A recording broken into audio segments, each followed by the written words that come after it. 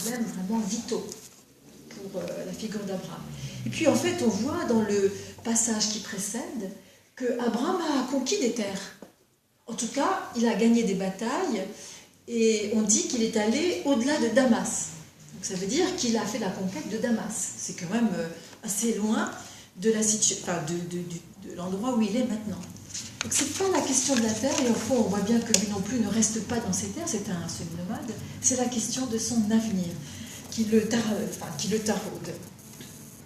Et justement, juste avant, il a délivré son neveu Lot, qui était à Sodome, et il a aussi délivré les rois de Sodome et de Gomorrhe, et qui veulent lui offrir un cadeau. Et il refuse ce cadeau. C'est pour cette raison qu'au début, il lui dit, vous avez une bénédiction, ne crains rien Abraham, c'est moi ton bouclier, ta solde, ça veut dire ta récompense et ton butin, sera considérablement accru, c'est-à-dire tu auras encore plus que ce à quoi tu as renoncé de la part de ces rois de Sodome et Gomorrhe. Donc on voit bien la figure d'Abraham qui finalement est beaucoup plus attachée à une parole, pourtant démentie par la réalité, qu'à des cadeaux et à des bénéfices immédiats. Vous voyez la figure de ce qu'on appellera plus tard la figure de la foi. Alors pour continuer... Excusez-moi, oui. ce rituel qu'Abraham semble connaître, il existait à l'époque dans d'autres tribus? Alors en fait, c'est ce rituel qu'on pourrait... Bon, je vais revenir directement au rituel, puisque vous posez la question. Non, on peut y aller tout de suite. Ce rituel étrange où on coupe en deux un animal, et vous voyez, ce n'est pas les petits animaux, c'est les grands, qu'il s'agit bien là justement de traverser. C'était des rites de sacrifice qui étaient répandus dans le Moyen-Orient et même en Grèce, et qui permettaient en fait de symboliser et de manifester concrètement le fait qu'il y avait deux parties qui étaient liées, d'une part. C'est pour ça qu'on va voir justement le terme de l'alliance vient en partie de là. Et on demandait aux contractants de passer au milieu pour bien signifier que si on ne respectait pas cette alliance, ces engagements, eh bien on pouvait être coupé en deux, comme l'est l'animal sacrifié. Alors, sauf que là, il y a quand même un doute, enfin bon, on ne va pas trop rentrer dans le détail, mais vous voyez dans le texte que Abraham ne passe pas au milieu, déjà, que là, au milieu, on a ce feu, alors vous, le feu, là, qui passe comme ça vous fait penser à quoi? Je regarde là, carrément un four, moi, ça vous fait penser à quoi? Qui passe au milieu, comme ça? Alors, on pourrait penser au buisson ardent, et puis on pourrait penser à quoi, justement? La nuée, dans le désert. Voilà, oui. La nuée, la colonne de feu. La colonne de feu qui guide le peuple dans la nuit. Donc, il s'agit bien de la présence de Dieu aussi. Il y a quelque chose de divin qui est là. Donc, c'est pas tout à fait la même chose. Et puis, si vous voulez, les exégètes, ils disent, mais c'est pas comme dans les rites de sacrificiels du Moyen-Orient ancien, et même de Grèce, parce qu'en fait, là, les animaux qu'on donne dans les sacrifices hébreux, c'est des animaux qui n'ont aucun défaut. Et ça veut dire que l'homme qui va faire ce rituel ne s'assimile pas à cet animal. D'accord? Il ne peut pas s'assimiler à l'animal parce que s'il ne respecte pas cette alliance, il va lui arriver la même chose qu'à l'animal. Donc ça veut bien dire que dans les sacrifices hébraïques, celui qui le fait ne s'identifie pas à l'animal. Voilà. Il donne le meilleur de ce qu'il a reçu, un peu comme dans les prémices. On donne le meilleur à Dieu de ce qu'on a reçu, mais on ne va pas donner un animal qui va représenter sa faute pour être expié. Vous voyez la nuance, C'est-à-dire que ce n'est pas un sacrifice d'expiation. Même si on a des sacrifices d'expiation dans les textes bibliques. Mais les exégètes disent non. D'ailleurs, Abraham ne passe pas au milieu. Donc c'est pour cette raison que c'est un rituel un peu mystérieux. Mais moi, je trouve, au fond, qu'il faut lui garder son mystère. On ne va pas trop creuser, parce que de toute façon, ces textes-là, on n'aura jamais le sens initial, puisqu'on n'a pas le texte initial non plus. Donc on va renoncer à tout comprendre. Alors, je vais revenir donc au début du texte. Alors déjà, vous voyez, je suis ton bouclier, c'est moi ton bouclier, et au fond, c'est moi ton butin. C'est très fort. Ça veut dire que, d'une certaine manière, là, on pourrait même dire que Dieu se donne en butin, se donne comme butin à Abraham. Donc c'est une relation très forte de confiance et d'intimité, finalement, entre les deux. Et puis, vous voyez que Abraham répond, oui, mais il répond à la question essentielle pour lui. C'est quand même la question de l'avenir. Oui, mais voilà. Alors, qui est cet Eliezer de Damas, qui en plus est né de ma maison, sans doute un serviteur, qu'il a envoyé en éclaireur devant lui à Damas. Donc, c'est à quelqu'un de sa maison, un esclave ou un serviteur.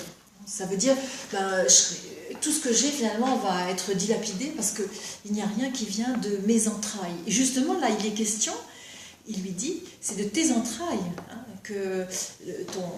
c'est celui qui sortira de tes entrailles. Alors, c'est très étonnant parce que d'habitude, les entrailles, c'est destiné aux femmes.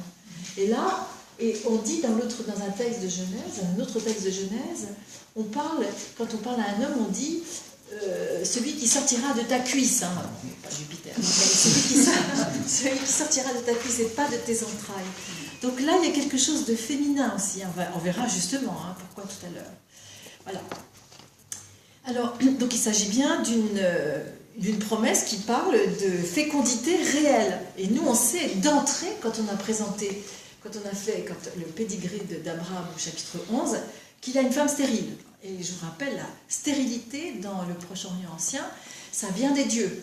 Et c'est une décision, puisqu'on ne peut pas le comprendre, c'est une décision divine. Et c'est vraiment le malheur par excellence, c'est la malédiction. Donc là, j'ai encore une question oui, un peu pertinente, mais si c'est sa femme qui est stérile, ça veut dire que lui, il a des enfants égaux. Ben, on va voir après, justement. S'il le sait. Alors, là, vous n'étiez pas là la dernière fois, mais justement, on ne peut pas trop dire il le sait pas, parce que tous ces textes sont recousus, raccommodés. Si vous voulez, vous avez des pièces rapportées, donc on ne peut pas trop faire une lecture linéaire, parce qu'il y a des contradictions, parce que ces textes ont été ajoutés par la suite. Donc, je ne peux pas trop rentrer dans ce détail. Voilà. Donc, ici, vous voyez qu'il s'agit vraiment d'une promesse qui est quand même assez provocatrice pour la raison. Donc, ce n'est pas toi qui hériteras, c'est celui de tes entrailles, qui sortira de tes entrailles. Et voilà, il lui dit, contemple donc sors et contemple le ciel, compte les étoiles si tu peux les compter. Alors, dites-moi, qu'est-ce qui cloche dans cette parole? C'est un appel, c'est un appel, qu'est-ce qui cloche? Est-ce qu'il y a quelque chose qui... Est-ce que vous trouvez ça normal, vous? Parce que nous, on connaît le texte, mais... Il demande de faire quelque chose qui est impossible. Oui, pourquoi? Compte les étoiles si tu peux les compter. Donc il sous-entend qu'il n'arrivera pas à les compter. Alors oui. Alors déjà, on ne peut pas compter les étoiles, ça c'est une première chose. Mais aussi, on ne peut pas les compter, pourquoi? Problème de chronologie, le soleil se couche ensuite. Très juste, le problème de la chronologie. Puisque vous voyez au verset 17, le soleil se coucha après. Donc ça veut dire que c'est en plein jour. Alors comment est-ce que vous... Alors moi, c'est important que... Comment vous pourriez interpréter cette parole? Compte les étoiles si tu peux. Donc tu ne peux pas les compter, puisque déjà, on est en plein jour. Ça fait penser à ce qu'en plein jour aussi. Oui, mais comment vous pourriez-vous... Voilà, vous êtes devant le texte, vous avez ce petit détail qui ne frappe pas tout de suite, mais comment vous l'interprétez, vous? Parce qu'on va faire comme les autres qui ont réinterprété ces textes, nous on a le droit. C'est l'infini. Comment? Pour moi, c'est l'infini quand on y compte les étoiles. Alors, compte les étoiles déjà, ça veut dire, voilà, tu es devant un appel qui est vraiment, démesuré. C'est une parole démesurée, tu ne peux pas la faire. Déjà, elle s'annonce comme impossible à réaliser. Et ensuite, maintenant, essayez de voir physiquement. Compte les étoiles comme ça en plein jour. Qu'est-ce que ça suppose? Voir au-delà. Oui. C'était voir au-delà de ce que je peux voir. Voilà, ça veut dire je ne vois pas, puisque c'est en plein jour, mais je sais qu'il y a des étoiles, puisque je connais les retours et le cycle des jours et des nuits. Donc, en fait, j'ai pas besoin qu'il fasse nuit pour savoir que je ne peux pas compter les étoiles. Exactement. Ah, Voilà, hein, très bien, voilà. Et alors, vous comprenez pourquoi? Enfin, parce que ça, vous voyez, on essaie de lire dans les détails pour essayer de comprendre aussi la lecture qui a été faite du personnage d'Abraham par toutes les générations qui ont suivi, notamment Paul aussi. Là, dans l'épître aux Galates, vous voyez, dans l'épître aux Romains, comment ils ont construit aussi l'image de la foi qui est la perception des choses qu'on ne voit pas. Vous voyez, l'espérance des choses qu'on ne voit pas. Et ça commence par des choses très concrètes. C'est-à-dire que nous, on se dépêche de courir dans le texte et parfois un détail nous prive en fait de comprendre la foi. C'est très concret. Je ne vois pas, Abraham ne voit pas. C'est impossible qu'il voie. Alors c'est pas seulement la notion d'infini qui est quand même là, mais c'est aussi l'impossibilité matérielle de voir les étoiles en plein jour. Alors il lui dit, voilà, Abraham eut foi dans le Seigneur et pour cela le Seigneur le considéra comme juste. Alors ça, vous êtes habitués, vous, hein? Tout le monde connaît. Hein? Dans l'épître aux Hébreux, dans l'épître aux Galates, dans l'épître aux Romains, tout ce qu'ont fait les lecteurs, ils ont repris cette phrase. Alors en fait, il y a là quand même, c'est pas tout, enfin vous voyez, c'est déjà là aussi une interprétation parce qu'il y a plusieurs textes. Et en fait, l'hébreu, c'est une langue à racines, une langue assez pauvre dans la syntaxe, qui fait qu'au fond, on est devant des interprétations multiples. Et en fait, on peut très bien traduire, on a tout à fait raison, je vais vous le dire, parce qu'il y a différentes traductions. On pourrait très bien dire que Abraham considère que celui qui dit, je cherche le terme, pas que je me trompe, voilà. On pourrait très bien dire que c'est Abraham qui justifie Dieu, c'est-à-dire c'est Abraham qui croit et qui dit que du coup Dieu est juste. Et non pas Dieu qui dit que comme Abraham croit, eh bien il est juste. On peut dire les deux sens sont possibles. Et si vous voulez, dans Néhémie, donc beaucoup plus loin, dans le texte de Néhémie au chapitre 9, eh bien on a une version qui nous fait penser que ce serait plutôt Abraham qui dit que Dieu est juste et non pas le contraire. D'accord ? Parce que si je lis, alors j'ai beaucoup de, voilà, si je lis Abraham, Néhémie, voilà, au chapitre 9, c'est toi le Seigneur Dieu qui a choisi Abraham, qui l'a fait sortir d'Our des Chaldéens et qui lui a donné pour nom Abraham. Vous voyez, on reprend sans cesse cette parole. Ensuite, il dit, tu as trouvé son cœur fidèle envers toi, tu as conclu avec lui l'alliance pour lui donner le pays des Cananéens, des Hittites, des Amorites, des Périzites, des Jébusites. Tiens, on les voilà, hein, d'accord ? Et pour le donner à sa descendance. Et voilà ce que dit la suite du texte, qui est la même chose que le texte là. Tu as accompli tes paroles, car tu es juste. Hein, donc, vous voyez que pourquoi est-ce que je vous donne ces deux versions? C'est pour vous dire qu'au fond, l'interprétation, elle est double. Et on peut interpréter dans un sens comme dans l'autre et comprendre aussi pourquoi Paul aurait plutôt interprété dans le sens de « il est juste parce qu'il a cru ». Hein, d'accord? Parce que évidemment, lui, il est dans un dialogue avec la justification par la loi, par le respect des lois, hein, de la Torah. Voilà. Donc c'est pas si simple que ça. C'est un texte plus ambigu qu'on pourrait penser. Alors je continue la lecture. Donc vous voyez, c'est pour ça qu'il lui dit. Alors maintenant justement, hein, regardez. Procure-moi. Bon, Dieu lui dit. Alors il demande un signe. Et ce signe, Dieu lui demande de faire. Le signe, c'est Dieu qui. Enfin, le signe, c'est lui qui doit l'aménager. C'est lui qui doit le mettre en scène. Il doit installer, on va dire, c'est comme une installation. Il va installer quelque chose où Dieu va lui montrer quelque chose. C'est voilà, ce rituel qui est quand même assez impressionnant et qui est le rituel d'un sacrifice. Alors vous voyez, il y a le procure-moi un génisse de 3 ans, une chèvre de 3 ans, un bélier de 3 ans. Ça, c'est dans le Lévitique. D'accord ? Alors vous voyez bien que les textes, c'est rajouté, on fait un aller-retour dans l'histoire. Hein. Donc simplement, on respecte les dispositions de la loi. Voilà. Et puis, des rapaces fondirent sur les cadavres, mais Abraham les chassa. Et bien en fait, ça, c'est aussi la malédiction qui est, qui est incluse dans les sacrifices. Si ceux qui ne respectent pas les sacrifices, dans d'autres textes, dans Néhémie, mais aussi dans Jérémie, eh bien, à ce moment-là, le corps de ceux qui n'ont pas respecté le sacrifice et qui pourtant sont passés au milieu, donc on voit bien que c'est un rituel qui s'est fait plusieurs fois, eh bien ce corps est dévoré par les oiseaux du ciel. Donc c'est une malédiction. Et là on voit qu'il les chasse, la malédiction est tout de suite éliminée. Hein. Donc ça veut dire que ça a bien marché. Voilà. Et une torpeur saisit Abraham. Et bien en fait, si vous voulez, la torpeur, c'est pour renforcer aussi la vision.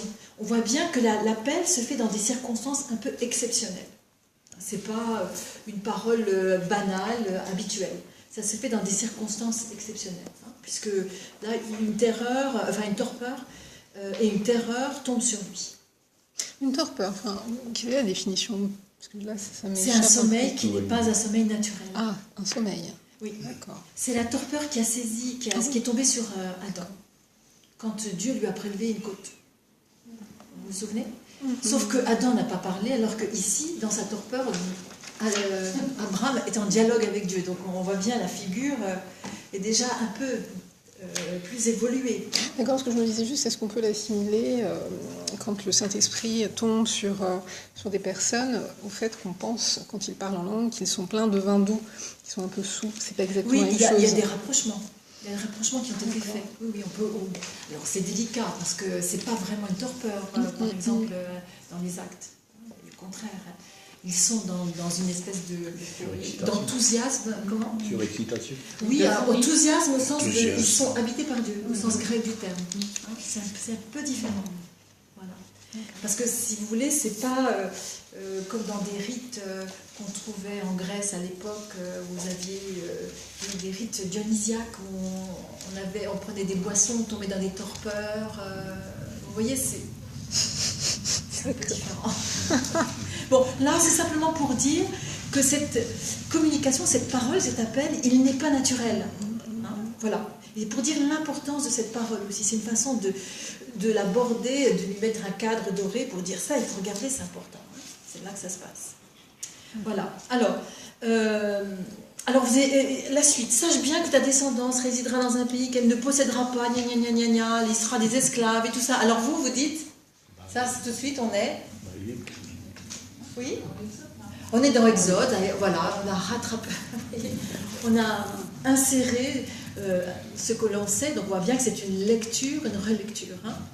Voilà. Et donc, si vous voulez, c'est une prémonition, enfin en tout cas c'est pour dire qu'il y a une prémonition, la promesse va s'accomplir, mais pas de façon si linéaire qu'on pourrait l'imaginer. Hein. Voilà. Donc, je vais plus vite là. Le soleil se coucha et dans l'obscurité, voici qu'un four fumant une torche de feu passèrent entre les morceaux. Hop, on a à nouveau, là, on remonte dans l'Exode, hein, voilà, on est en plein désert. En ce jour, le Seigneur conclut une alliance avec Abraham en ces termes: c'est à ta descendance que je donnerai ce pays, le fleuve. Alors, est-ce que vous trouvez que c'est vrai ça? Enfin, est-ce que ça s'est vérifié? Ce pays, qui a été promis, est-ce que ça allait du fleuve Égypte au fleuve Euphrate dans l'histoire? Bah non, jamais, mais jamais. C'est nettement plus petit, là, c'est un petit peu, voire en grand. Hein. C'est la folie des grandeurs. Et vous voyez les Kénites, les Kénisites, etc., ben, c'est les conquêtes de Josué. Voilà. Donc vous voyez qu'on est dans la relecture. Alors vous voyez, moi je ne lis plus mes notes, alors je ne sais pas trop ce que je raconte, mais je pourrais faire une petite conclusion, même si j'ai sans doute oublié des choses. Petite conclusion là sur Genèse 15. Alors déjà, Genèse 15, si vous lisez le livre de Thomas Romer, c'est précisément ce sur quoi les différents, parce que c'est un livre collectif, les différents intervenants se sont arrêtés. Donc si vraiment ça vous passionne, lisez-le parce que c'est pour montrer comment est constituée la figure d'Abraham à partir de Genèse 15. Donc vous voyez, c'est sans doute très très riche. Hein, Quel livre romain vous faites allusion? Le livre, ah oui, parce que je l'ai. Du coup, voilà, je vais vous le dire. Parce que je vais ça s'appelle Thomas Römer, donc Abraham, Nouvelle Genèse d'un ancêtre. Nouvelle Genèse d'un ancêtre, c'est chez Labor et Fides, mais ça date déjà de 1997. Nouvelle Genèse. Jeunesse, hein, d'un ancêtre aux éditions Jeunesse. Jeunesse. Oui, parce que vous voyez bien qu'il est censé rajeunir, revisiter. C'est comme dans les, c'est comme les standards de musique, hein, de films. Hein. On est toujours en train de les reprendre et de les réinterpréter, hein, de s'en emparer à nouveau. Alors. Donc vous voyez qu'on retrouve dans Genèse 15 toutes ces allusions à des textes déjà connus, hein, de la Torah, donc le motif du fils, le séjour en Égypte, donc l'Exode, les sacrifices de Lévitique, la conquête donc de la terre promise, de Canaan en Deutéronome. Et alors, ça je ne m'y suis pas attardée, on pouvait même y rencontrer les figures royales de David, hein, de Josias, mais ça je n'ai pas le temps. Sinon, on n'y arrivera jamais. Hein. Voilà. Alors, vous comprenez pourquoi, finalement, c'est vraiment le père des trois monothéismes, hein, parce que vous voyez que tout le monde peut s'en réclamer. Ismaël, donc la figure des Arabes, hein, des descendants d'Ismaël.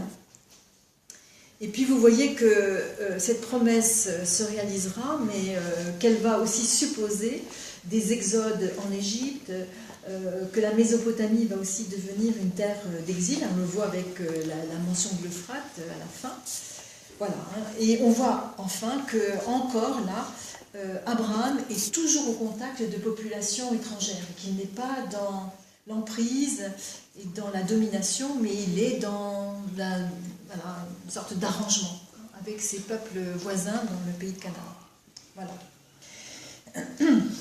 Alors maintenant, on va lire le texte suivant, qui n'est qu'une partie du chapitre 18. Vous avez ici, je le cherche, voilà, je mis. Alors, je vais vous prendre ça ne vous embête pas, j'ai perdu le lien. Alors, le Seigneur apparut à Abraham au chêne de Mamré, alors qu'il était assis à l'entrée de la tente, dans la pleine chaleur du jour. Il leva les yeux, aperçut trois hommes debout près de lui. À leur vue, il courut de l'entrée de la tente à leur rencontre, se prosterna à terre et dit : « Mon Seigneur, si je peux trouver grâce à tes yeux, veuille ne pas passer loin de ton serviteur, qu'on apporte un peu d'eau pour laver les pieds, et reposez-vous sous cet arbre. Je vais apporter un morceau de pain pour vous réconforter avant que vous alliez plus loin, puisque vous êtes passé près de votre serviteur. » Ils répondirent : « Fais comme tu l'as dit. » Abraham se hâta vers la tente pour dire à Sarah : « Vite, pétris 3 mesures de fleur de farine et fais des galettes. » Et il courut au troupeau en prendre un veau bien tendre. Il le donna au garçon qui se hâta de l'apprêter. Il prit du caillé de lait et le veau préparé qu'il plaça devant eux. Ils se tenaient sous l'arbre debout près d'eux. Ils mangèrent et ils lui dirent : « Où est Sarah, ta femme ?» Il répondit : « Là, dans la tente. » Le Seigneur reprit : « Je dois revenir au temps du renouveau, et voici que Sarah, ta femme, aura un fils. » Or, Sarah écoutait à l'entrée de la tente derrière lui. Abraham et Sarah étaient vieux, avancés en âge, et Sarah avait cessé d'avoir ce qu'ont les femmes. Sarah se mit à rire en elle-même et dit : « Tout usé comme je suis, pourrais-je encore jouir ? Et mon maître est si vieux. » Le Seigneur dit à Abraham : « Et pourquoi ce rire de Sarah ? Et cette question : pourrais-je vraiment enfanter, moi qui suis si vieille ? Y a-t-il une chose trop prodigieuse pour le Seigneur ? À la date où je reviendrai vers toi, au temps du renouveau, Sarah aura un fils. » Sarah nia en disant : « Mais je n'ai pas ri. car elle avait peur. « Si, reprit-il, tu as bel et bien ri. » Les hommes se levèrent de là, portèrent leur regard sur Sodome. Abraham marchait avec eux pour prendre congé, et le Seigneur dit, « Vais-je cacher à Abraham ce que je fais ? Abraham doit devenir une nation grande et puissante, en qui seront bénies toutes les nations de la terre. Car j'ai voulu le connaître, afin qu'il prescrive à ses fils et à sa maison, après lui, d'observer la voie du Seigneur en pratiquant la justice et le droit. Ainsi le Seigneur réalisera pour Abraham ce qu'il a prédit de lui. » Voilà. Alors déjà à la lecture, vous voyez qu'on n'a plus le même... Le même nom. On n'a plus le même nom, hein, voilà. Bon, il s'est passé des choses, mais ça, c'est mieux que vous le lisiez vous-même, hein, puisque ça sortirait de la vocation. Enfin, vous pourriez comprendre, si on comprendrait de cette manière la vocation, mais vous pouvez le lire seul. Nous, on va regarder le texte en détail. Alors, on est aux chênes de Mamré, c'est pour ça que je vous ai mis la carte, vous voyez. Alors, les chênes de Mamré, c'est au sud. Vous voyez, c'est près de Hébron. Voilà, d'ailleurs vous l'avez ici. Voilà, c'est à 3 ou 4 km d'Hébron. C'est sans doute un sanctuaire pré-israélite, parce que dès qu'on a la mention de chêne, ça veut dire qu'il y avait des cultes pré-israélites. Donc c'est quand même un lieu solennel. Et et vous voyez qu'on est là aussi. Regardez. On est à quel moment de la journée ? En plein midi, sûrement. On est sans doute au plein midi, hein, puisqu'on dit dans la pleine chaleur du jour, on est à midi. Alors voilà, on sait qu'à midi, on ne bouge pas une patte, hein, parce qu'on ne peut plus. Hein. Donc tout le monde, sans doute, il y a une forme de torpeur naturelle, hein, pour le coup. Et là, vous voyez que d'un seul coup, qu'est-ce qui se passe ? On passe du calme placide et solennel à... Qu'est-ce qui se passe là ? Regardez ce que fait Abraham, là. Les 3 hommes, vas-y. D'abord, il y a 3 hommes qui arrivent, et ensuite... C'est l'agitation. Il court dans tous les sens. Hein. Vous avez vu, enfin, là, il est vraiment agité. Hein. Voilà. Et... donc, ces 3 hommes debout près de lui. Donc, il ne les a pas vus venir. Alors, moi, je suis désolée, mais quand on est dans une région semi-désertique, déjà la poussière, hein, on voit quelqu'un arriver. Donc, on voit bien que là, il se passe quelque chose qui n'est pas... Voilà, hein. Bon. Alors, il courut de la tente à leur rencontre et il se prosterne à terre. Alors, déjà, alors sans doute, hein, se prosterner, soit c'est un signe d'hospitalité, hein, de déférence à l'égard de tout étranger dans des régions où il y a si peu de rencontres. Celui qu'on rencontre, il est très important, et il a une singularité, on le voit. Et puis aussi, on sait aussi que la vie est fragile dans des conditions pareilles, donc on prend soin de lui. Hein. C'est l'hospitalité orientale. L'hospitalité de toutes les tribus qui vivent dans des conditions difficiles, hein, de toutes les personnes qui connaissent la fragilité humaine dans des conditions hostiles. Donc vous voyez, alors Monseigneur n'allait pas croire que c'est normal, hein, c'est la déférence minimale que l'on doit à quelqu'un. Hein, les peuples orientaux sont très respectueux de l'autre. Si j'ai pu trouver grâce à tes yeux, veuille ne pas passer loin de ton serviteur, qu'on apporte de l'eau pour laver les pieds et vous reposer sous cet arbre. Voilà, un morceau de pain pour vous réconforter. Donc on voit bien que c'est très concret. Et au fond, en fait, il met en route des gestes habituels. Hein. Il n'y a rien de bizarre dans ce qu'il fait, hein. Mais vraiment rien. Voilà. Et vous voyez qu'il met Sarah à contribution aussi. Hein. Voilà. Alors, qu'est-ce que vous remarquez aussi encore là, dans ce qu'il demande à Sarah ?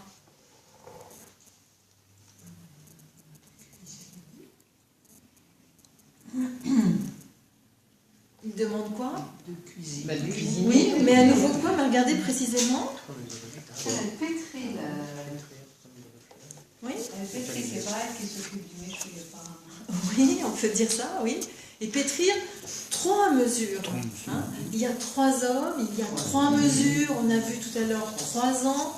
Donc, alors, il ne faut pas chercher trop le sens, un sens unique là, mais on voit bien qu'il y a des répétitions. Alors ça, c'est aussi hein, pour bien retenir. Hein, c'est des techniques aussi de transmission orale, 3 mesures de fleur de farine et fait des galettes. Hein. Voilà. Ils ont 3, mais parfois il paraît qu'il n'y en a qu'un. Comment? Parfois il paraît qu'il n'y en a qu'un. Il s'adresse Monseigneur. Ah oui, alors justement, voilà, vous avez très bien noté qu'on ne comprend plus, parce qu'il y a 3 hommes et il y a une seule personne qui parle. Ça, la Trinité, c'est pourtant pas Voilà. à l'époque de la Genèse. Non, déjà, vous voyez que la question de la Trinité, c'est pas que ça ne date pas que du IVe siècle après Jésus-Christ. Non, alors il ne s'agit pas de Trinité.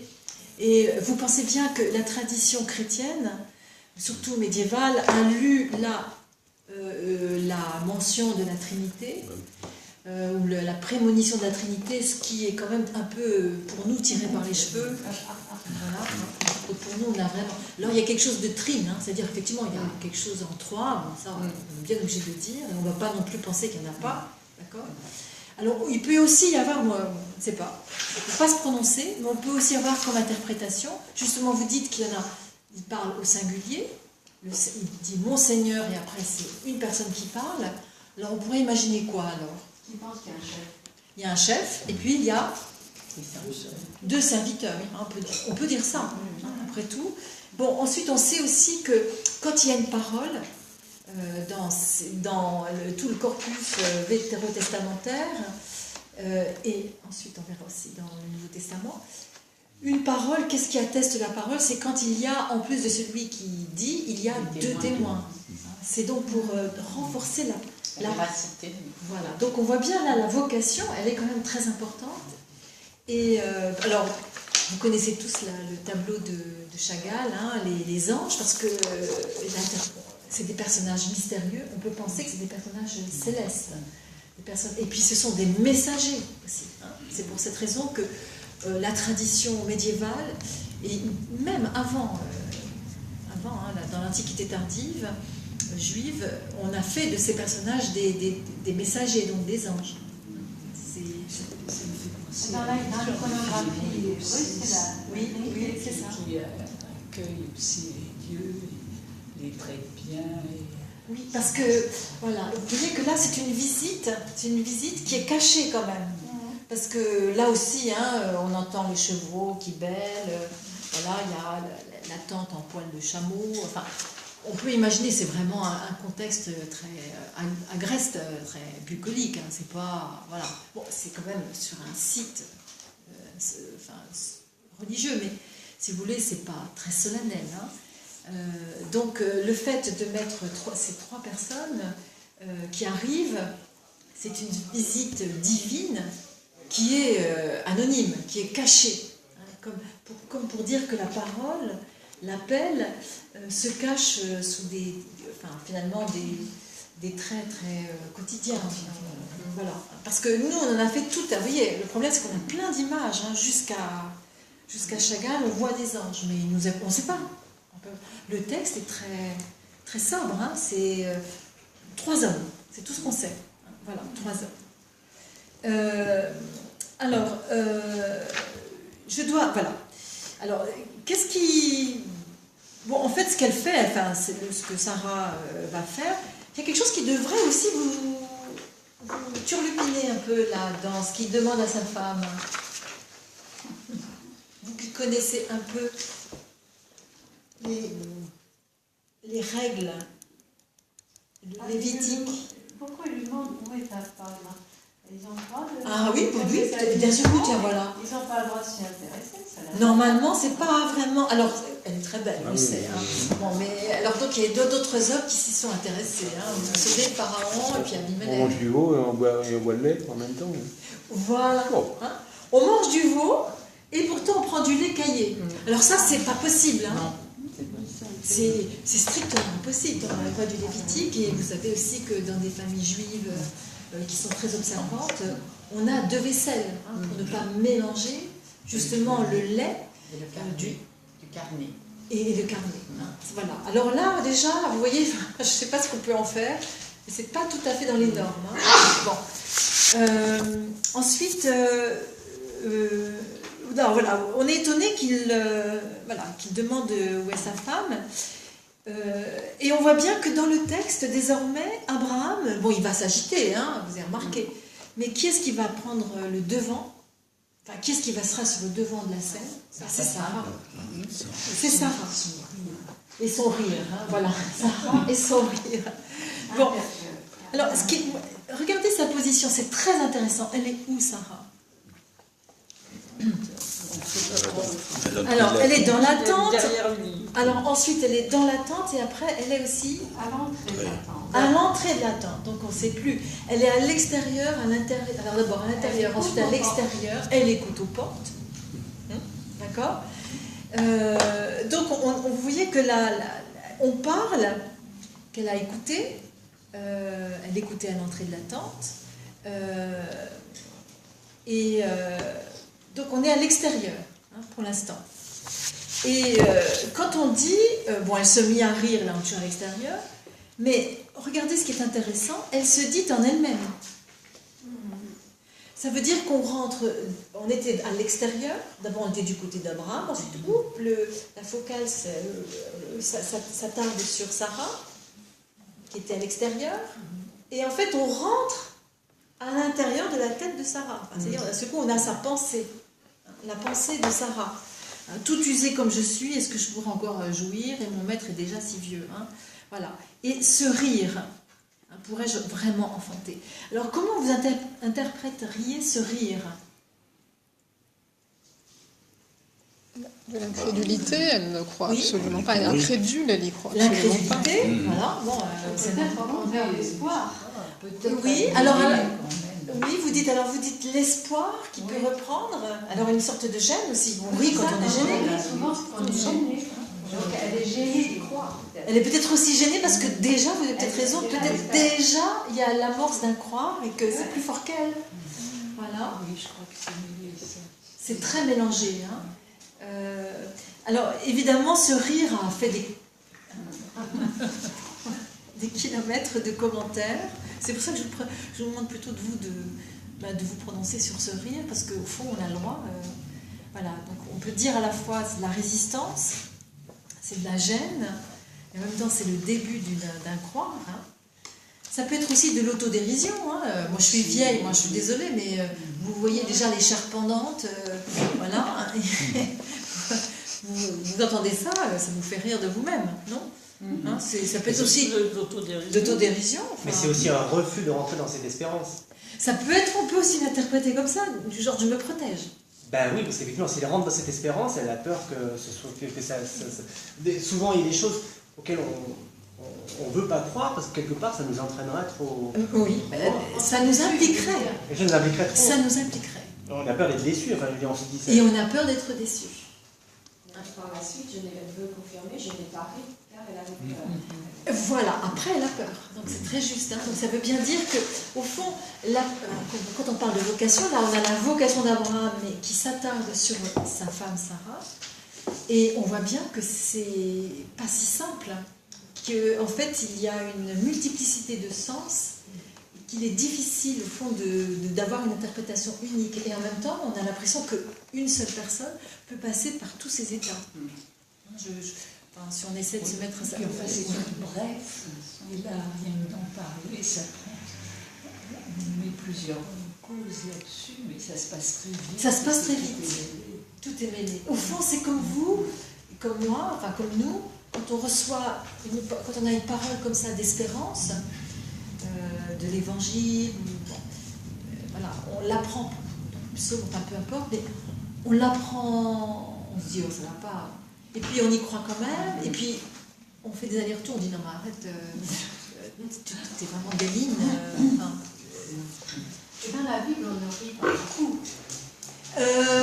Non, en tout cas la mention est peu fréquente, mais on sait que Dieu rit, ça c'est sûr. Mais Jésus, il pleure, mais il ne rit pas. Non, Jésus ne rit pas. Enfin, pas dans le récit du En tout cas non. En tout cas pas, ce n'est pas dit. Mais À mon avis, il a eu des occasions de rire. Hein, mais...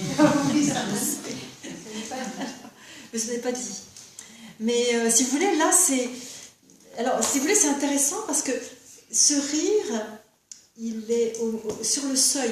Elle est sur le seuil, Sarah. Hein, elle est à la fois à l'entrée de la tente Ce qui montre bien que le rire, c'est aussi le lieu du passage. Hein. Et d'ailleurs, on sait très bien qu'on rit dans les moments de passage. C'est-à-dire qu'on passe d'une réalité à une autre et ça nous fait rire. C'est ce que dit Bergson, mais pas que lui, mais ces changements de situation brutales provoquent cette réaction qui fait qu'on n'a pas le temps de s'y habituer, on n'a pas le temps d'interpréter. Et au fond de nous, il y a cette réaction hein, de rire qui est une gêne, en même temps on y croit, enfin voilà. C'est très intéressant. C'est peut-être aussi, ça donne un peu la signature de ce que c'est que la vocation et la promesse. C'est quelque chose qui est immédiatement perçu, à laquelle on s'accroche, et au fond c'est quelque chose qui est sans cesse ébranlé en nous. C'est quand même une énorme surprise aussi déjà. C'est une surprise. Une irruption. Tout à fait. J'aime bien la phrase qui dit elle avait cessé d'avoir secoué. Secouer les femmes, voilà. On voit bien que avoir ces règles, c'est être impur, hein, parce qu'on fait une périphrase, hein, vous avez vu. Voilà. Oui, c'est assez bien, c'est joliment dit. Donc, vous voyez, c'est pour cette raison que, c'est parce que j'essaie de garder le fil hein, de la vocation, et c'est aussi nous d'en avoir une lecture personnelle. On peut pas, chacun a sa vie et chacun a son rapport au texte, et puis peut-être aussi à une vocation, à sa vocation. Et ça permet aussi de comprendre notre rapport à la vocation. Et vous voyez, vous avez raison de dire, c'est toujours une irruption, comme ces 3 hommes, c'est une irruption.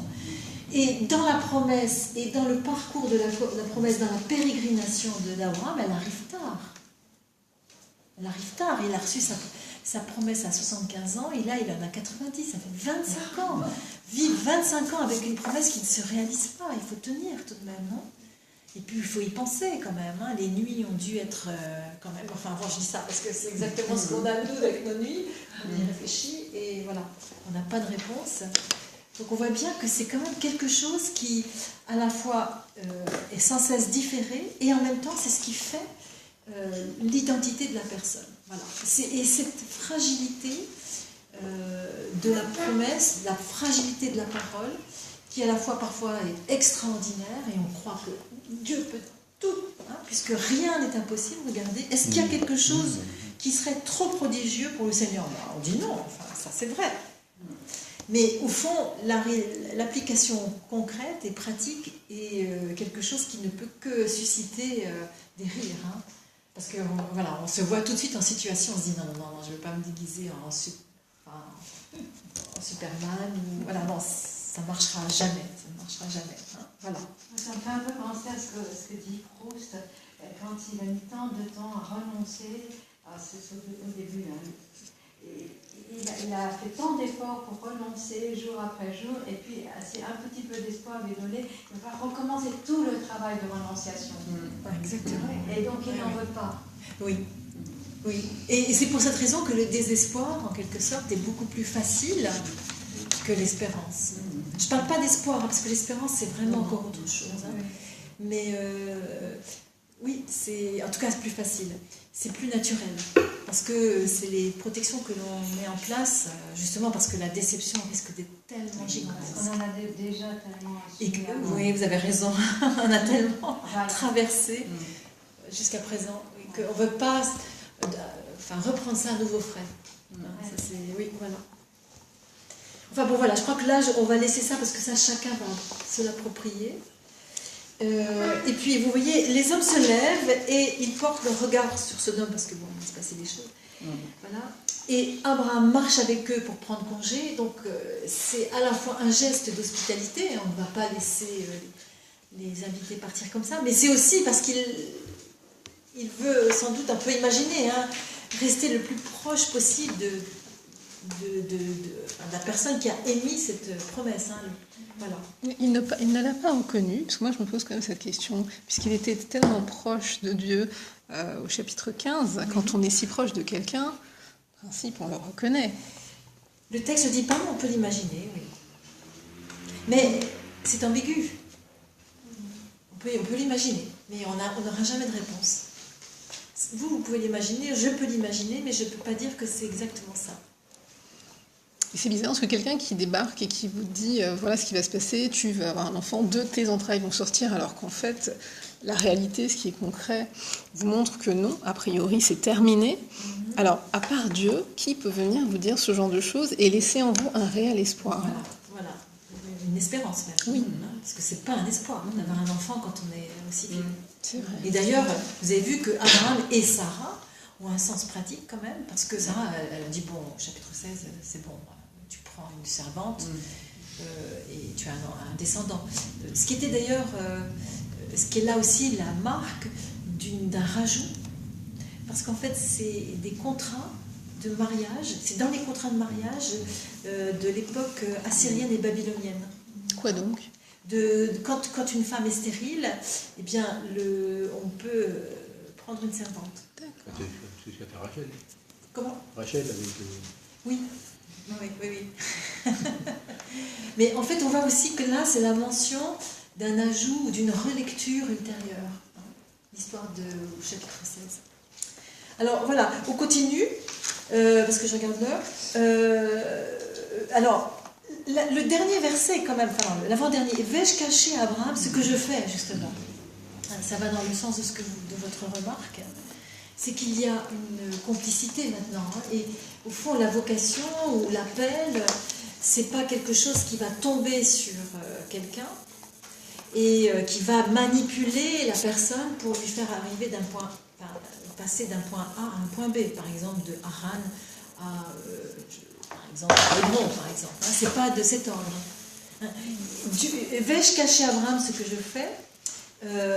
Là, on a vraiment l'idée qu'il y a une collaboration entre Abraham et Dieu. Il n'est pas du tout agi, il est en collaboration. Et vous voyez à nouveau les grandes nations de la terre, donc ça veut bien dire qu'il mérite son nom, là, enfin c'est la déclinaison de son nom, il sera père de grandes nations. Voilà, car j'ai voulu le connaître, j'ai voulu le connaître, alors ça au sens fort, d'accord? J'ai voulu une relation intime avec lui, une relation de complicité, d'intimité et de connivence avec lui, afin qu'il prescrive à ses fils et à sa maison, après lui, d'observer la voie du Seigneur en pratiquant la justice et le droit. Alors ça, on voit aussi que c'est un ajout, ça c'est très deutéronomiste. Et ainsi, le Seigneur réalisera pour Abraham ce qu'il a prédit de lui. Donc là, ça clôt la péricope. Mais qu'est-ce qu'on peut dire aussi? C'est que finalement, avec ces trois personnages, dont on n'a pas élucidé au fond leur identité, on n'a pas pu les démasquer, et ils n'ont fait que passer. Ils n'ont même pas passé la nuit, vous avez remarqué. Ils ne sont pas restés dans la tente. Ce qui veut bien dire qu'au fond, l'appel que Abraham reçoit, et qui pourtant va être à l'origine de la suite, puisque c'est une nouvelle histoire qui commence à partir du chapitre 18, eh bien en fait, cet appel-là, il est laissé dans l'esprit de la personne, dans sa conscience, mais il ne laisse pas de traces, vous avez remarqué, c'est très fragile, et il est laissé dans la conscience, dans la mémoire, mais Dieu ne s'attarde pas, et on ne le met pas non plus à résidence, dans une tente comme on va faire après dans la tente de la rencontre. Donc c'est vraiment furtif. Et au fond, les visites que Dieu nous adresse, les appels qu'il nous lance sont des appels furtifs, qui sont fragiles et qui sont peut-être aussi, justement, qui peuvent provoquer le rire, mais aussi le rire a posteriori, parce que parfois on se dit, mais j'ai mal interprété ce que je croyais être la volonté de Dieu pour moi. Et parfois on se moque de nous-mêmes, on se dit, mais quelle naïve d'avoir interprété aussi bêtement. Et en fait, non, je ne sais pas comment vous faites vous, mais on n'a jamais terminé d'interpréter. En fait, voilà, on est nomade, et c'est ça être nomade, en fait. C'est ça la terre promise. La terre promise est une terre de pérégrination, où on ne possède pas, mais où on est sans cesse assuré qu'il y a une suite, et que l'histoire ne s'arrête pas. Voilà. Ça commence par il leva les yeux. S'il avait gardé les yeux sur son téléphone portable, il les aurait jamais vus. Oui, c'est assez juste. Il fait communiquer autrement, maintenant. L'un dit, il leva les yeux, ça veut bien dire que s'il avait laissé son regard porté sur son portable, il aurait laissé passer cette visitation. On peut dire, c'est une visitation, hein, un petit peu comme les... Comme Marie. Marie a levé les yeux, il serait reparti. Oui. Il n'aurait pas vu. Oui, parce que c'est aussi une visitation et une annonciation. Hein, vous voyez, un petit peu comme Marie, elle aussi qui n'enfante pas de façon naturelle. Enfin, vous voyez cette thématique. Hein, et vous souvenez-vous que les générations, c'est-à-dire la descendance, ça veut dire aussi l'histoire. Donc ça veut dire est-ce qu'après moi, il y aura une suite. Voilà. Ce qui nous... là aussi nous habite tous, hein, ce souci. Est-ce qu'après moi, c'est le néant? Est-ce que je vais pouvoir transmettre quelque chose? Voilà. Ça, on peut... Voilà, c'est bon. On peut... Alors moi, je sais pas... Vous avez à côté, j'ai mis, parce que ça j'ai oublié de dire, mais Bérite, hein, vous avez l'origine de... Voilà. En hébreu, Bérite, donc l'alliance, ça se dit... couper, hein, littéralement, couper une alliance. Hein, ce qui montre bien que ce rituel, hein, où on coupe en deux les animaux sacrifiés, c'est vraiment une pratique courante. Hein, depuis toute l'époque de l'Orient ancien. Hein. Voilà. Bon voilà, on n'a pas non plus essayé de démasquer tout, d'essayer de tout élucider, parce que c'est strictement impossible. Au fond, hein, un parcours biblique, ça sert aussi à alimenter notre foi, en fait, notre relation intime avec la parole, avec Dieu, avec Christ. Hein, voilà. Est-ce que vous avez d'autres questions? Parce que là, c'est du off. Hein. On peut se permettre, Non, je me souviens plus tellement, plus tellement quel était le rapport à Dieu de Sarah dans la Genèse, avant même cette rencontre, cette visitation. Quel était son rapport à Dieu? Sarah? Oui. Bon, elle n'existait pas. Il n'y avait pas de relation.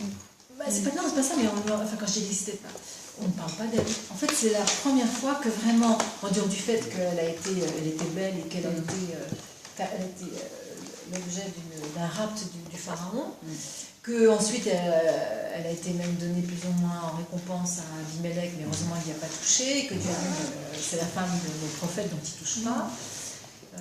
Mais au fond, avant, elle n'avait pas vraiment